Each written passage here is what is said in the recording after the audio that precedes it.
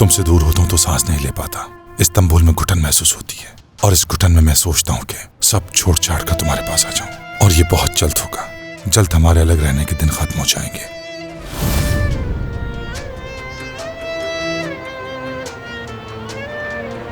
कादिर,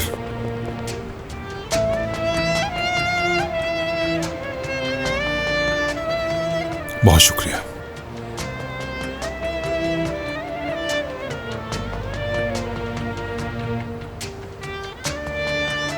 आओ मेरी प्यारी बेटी, आओ।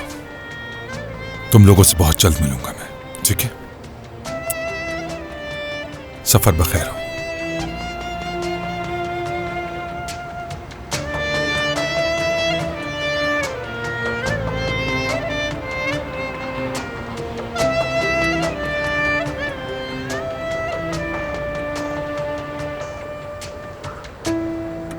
खुदा हाफिज।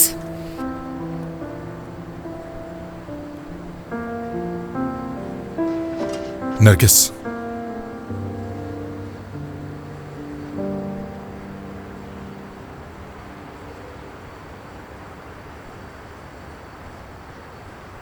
मैं मुराद से बात करूंगा, उसे सब कुछ सच बता दूंगा और फिर इससे कुछ नहीं होगा कमाल।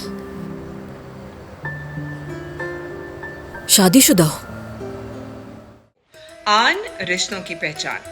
Don't forget to subscribe to our YouTube channel for more entertainment.